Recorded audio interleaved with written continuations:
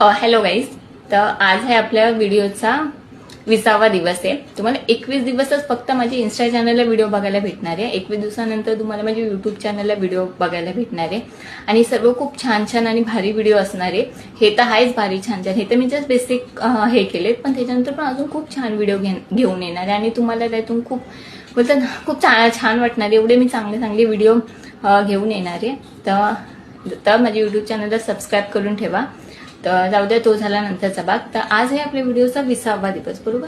तर आज आहे व्हिडिओच्या 20व्या दिवसामध्ये काय आपण आपल्या लाईफला आणि करिअरला घेऊन बोलतो ना, आपण कन्सिस्टन्सी ठेवली.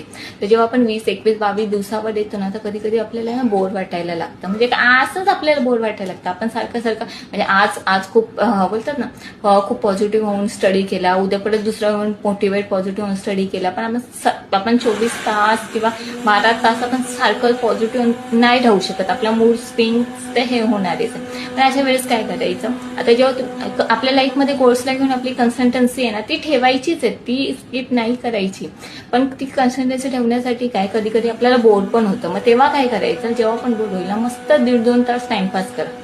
आता बघा, आता तुम्ही तुमच्या गोलसाठी काहीतरी डेचा प्लॅन केला असणार, बरोबर. आणि तुम्हाला आजचा पण डेचा काहीतरी तुम्ही प्लॅन केला असाल, पण तुम्हाला ना आज बोर होत असेल, पण आपल्याला कन्सिस्टन्सी सोबत राहायचं पण आहे. मग अशा वेळी काय करायचं की मस्त 1.5-2 तास टाइमपास करा. तुमच्या मोबाईलला जे आवडेल ते बघत बसा. तुमची फेवरेट सिरियल बघा, तुमचं फेवरेट कार्टून बघा, तुम्हाला जे चांगलं वाटेल ते बघा. आणि ते 1.5-2 तास बघून झाले ना, त्याच्यानंतर परत मग गोल्सवर या. आणि मग तुमचा जो डेचा हे असेल ना, तुम्ही जो डेचा गोल्स म्हणजे जो काय प्लॅन बनवला असेल ना, त्या प्लॅनवर काम करा, त्या गोल्सवर काम करा.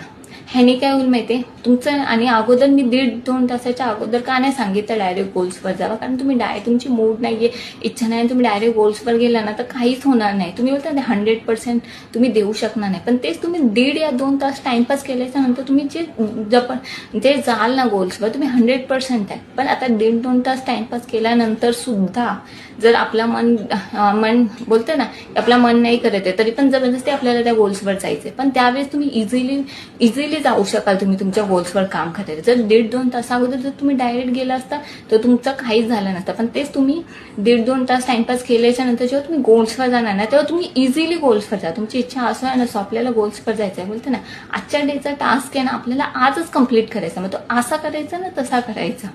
तर शक्यतो, आणि ह्या गोष्टी रोज करायच्या नाही. ज्या दिवशी आपल्याला खूप म्हणजे असं बोर होत असेल, मन नसेल, कंटाळा येत असेल, तर तेव्हाच ह्या गोष्टी करा. रोज असं टाइम वेस्ट करू नका. रोज ट्राय करा, कन्सिस्टन्सी राहायचं. ज्या दिवशी आपल्याला कंटाळा येतो त्या दिवशीच आपल्याला ही गोष्ट करायची आहे. तर लाईफमध्ये